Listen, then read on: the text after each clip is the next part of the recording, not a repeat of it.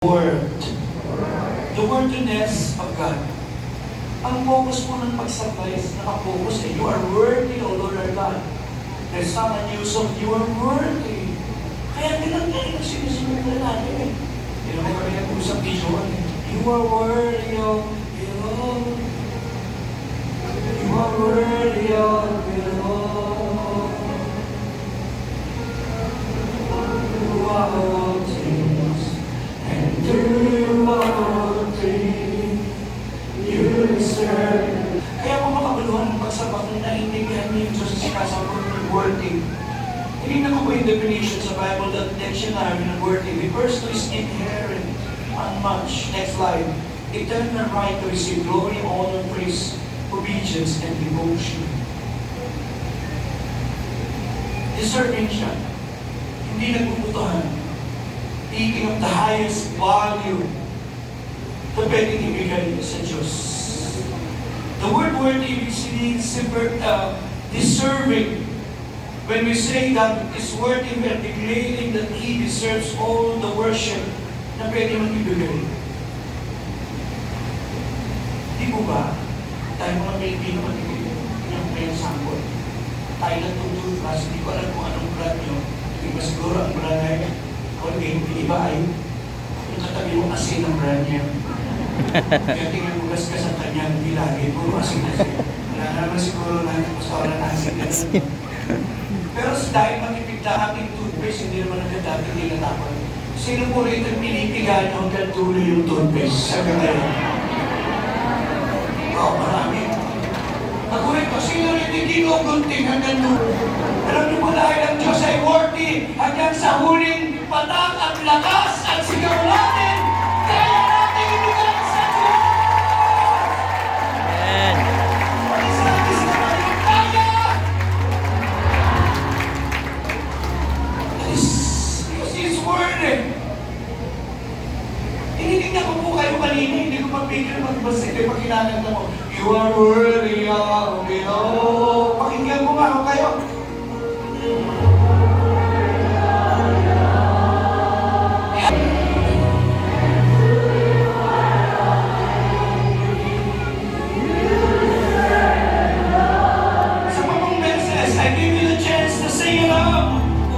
You are worthy of it all. He is most worthy. You are worthy of it all.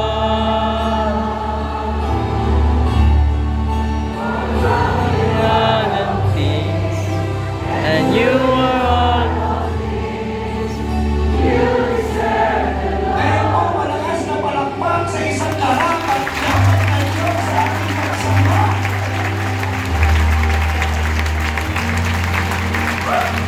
Pag sinabi po natin ang Diyos ay worthy, hindi lang dahil kung sino siya, kundi kung ano yung ginawa niya.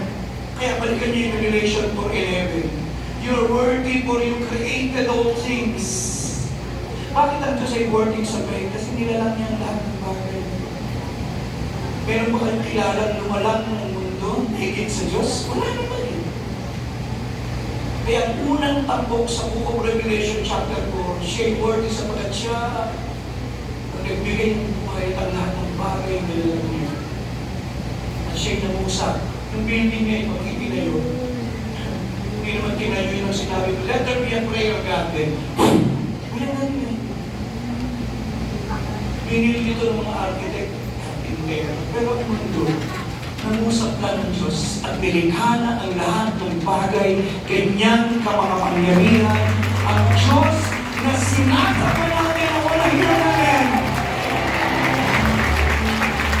Pagdating sa chapter 5, verse 9, sinasamba ang Panginoon na sapagkat ang what He has done in redemption.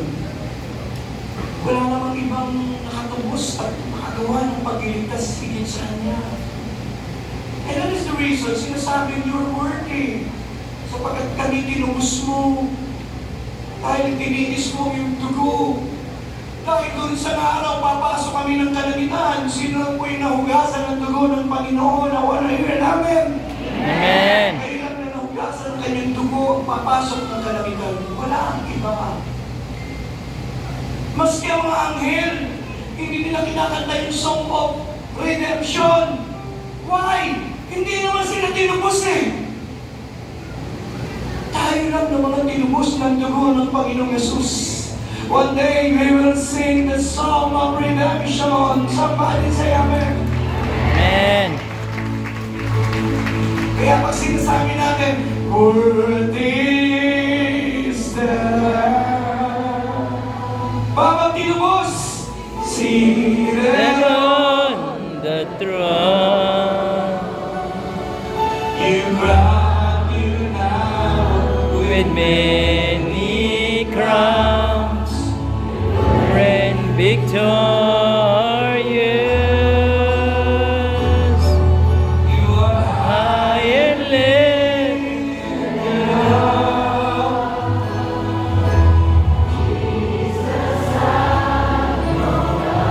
the darling of heaven.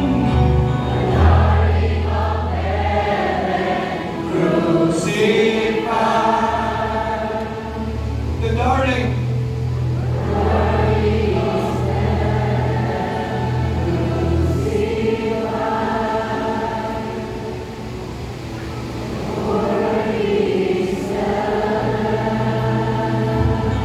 That is the song of redemption. Pakipalapakan natin ang Panginoon Diyos.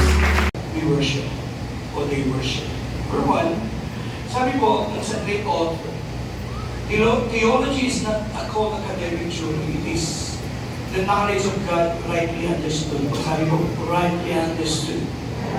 The deeper understanding of God, the deeper our worship. Alam niyo, wala mo na nakikilala at naiintindihan mo Diyos, mas malalim ang pagsamba. Hindi mo ganito lang pagkakilala mo sa Diyos, kahit anong gawin mo, ganyan lang ang pagsamba. The greater knowledge about God, the greater worship. Shallow knowledge produces shallowness. Kaya yung iba na yung kapag magpumay, nakikita ko, hindi kaya magtaas ng kamay. Ang dahilan, ang kanilang pagkakaunawa at karanasan sa Diyos, ganun lang. Hindi mo sila pwedeng pilitin sumamba. At ang Diyos naman hindi kami pilitin. Ang ating lalim at alat ng pagsambaan, hindi na naman sa lalim ng pagkaunawa natin sa Diyos. And what we know about God shapes how we worship.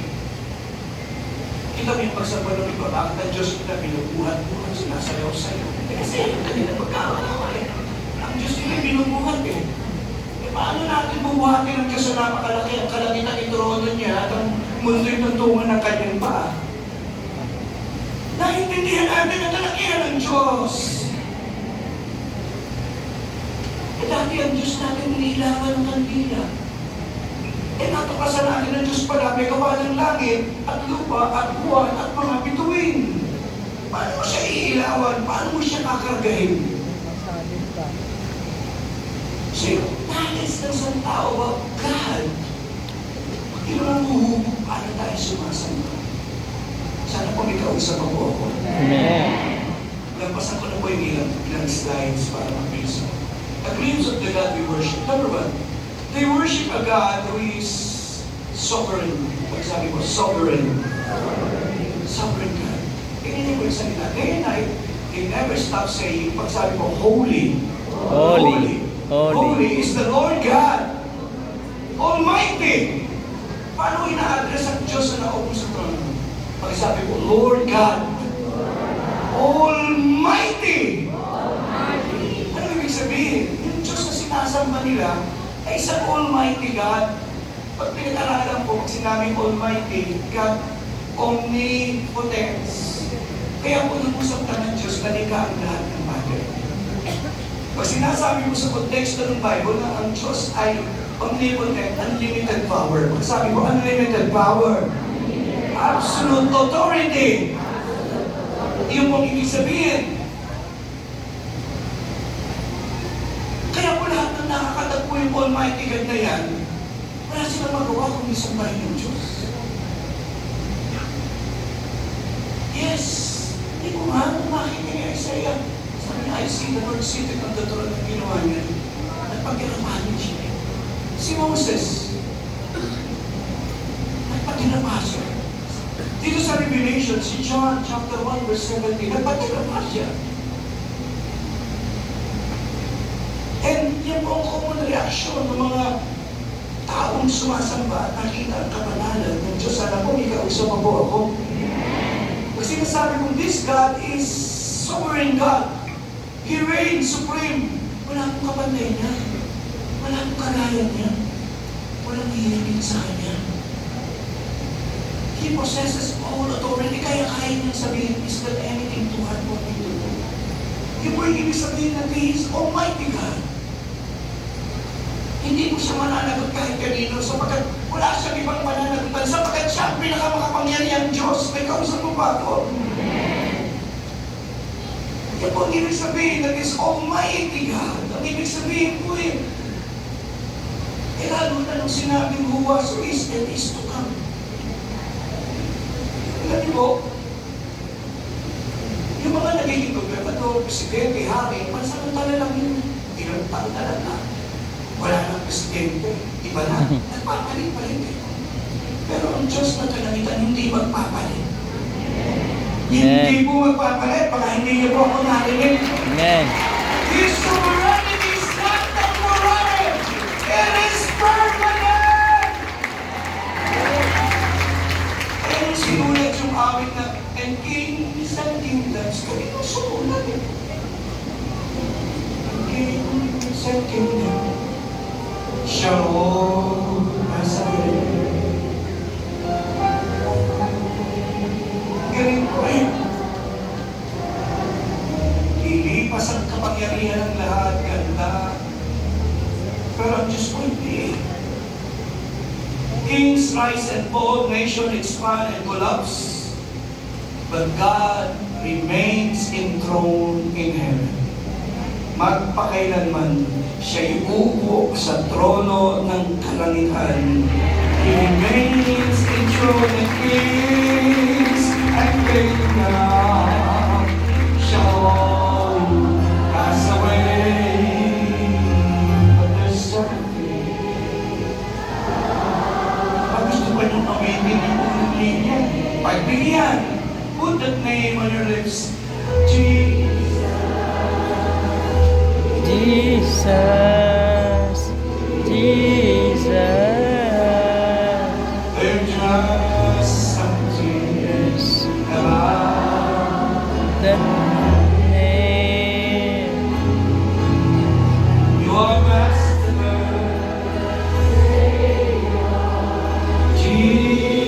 Jesus, like a fragrance after the rain. Jesus.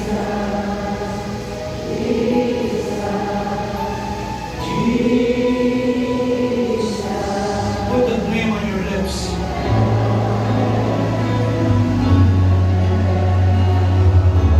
We lift our hands to that most powerful name. And kings and kingdoms shall pass away. But there's something. The next 5 seconds, we just clap our hands and honor His name. Pangalawa po, they worship a sovereign God who is holy. Pagsabi ko, holy. Holy. Holy, holy, tatlong beses. Ano? Basta bakit inuulit-ulit? Binibigyan po ng diin. Binibigyan po ng diin yung perfection ng kanyang kabanalan. Yung po absolute perfection. Pagsabi ko, absolute. Ang kabanalan ng Diyos ay absolute. Ang kanyang kabanalan unmatched. Ang kanyang kabanalan ay hindi nababahira ng anumang kasalanan ng karumihan. He is morally perfect. He is separated from all sin. He is set apart and completely pure. Yan po ang Diyos, kaya hindi naiintindihan ng marami. Alam mo ng marami, Diyos ay pag-ibig. That's good. But there's another side of God that He is holy. Kaya ang laki ng problema, tingin po kayo. Maraming narinig ako nag-beats ng grace. Ang nakalimutan nila, holiness ng Diyos. Kaya nga ang krus pa ng sagot sa kasalanan eh. Tingin po kayo, Pastor. Paano pwedeng patawarin ng Diyos ang makasalanan ng tao na na hindi niya ibabayungit ng kanyang holiness. Yun yung malaking problema. Paano papatawarin ng Diyos? Sasabihin, anak kita, okay na pinatawad. Hindi ganun eh. Tatamaan yung kanyang holiness and righteousness. But in God's wisdom, dumating ang krus na ipadama ng Diyos ang kanyang pagmamahal sa bawat isa. At nagparusahan ng Diyos ang kanyang anak dahil sa ating kasalanan na ipakita ng Diyos na siya'y matuwid. Pinaparusahan ng Diyos ang kasalanan. That is the balance. Teaching, you don't just praise God is love. Kung kalilimutan, God is holy. I'm glad that in our church, tinuturo lang lagi ni Kuya Ed. Sinasabi niya kung sa ascend into the hills of the Lord who may stand in his holy hills. Who has clean hands. Pakitaas nga po yung mga kamay. Amen. Clean hands. Clean hands. Pakita mo sa atin, malinis pa yan. Sabi mo, pure heart. Pure heart. You see? Bakit isasampahin ng Diyos banal eh? Yung po yun eh. May kausap mo ba ako? Amen. Ito po yung Diyos na sinasabi ng hope, set apart. He is perfect. Bakit ulit-ulit, huli-huli, yung po yung number one na nature ng Diyos. Everything about Him is pure and flawless. Di bahit ng konting tubig, wala. Tayo. Like you. Ang alam mo lang pagdating sa power, there is none like God. When it comes to holiness, there is none like God. Eh, napakabuti ng Diyos nito. Alam niya, wala tayong kakayanan i-reconcile ang ating sarili. Sinugo niya ito niya na nakapamatay para sa atin. Yun ang ganda ng kwento ng krus ng Kalbaryo. Pakipalagpakan natin ang kanyang Diyos. Amen.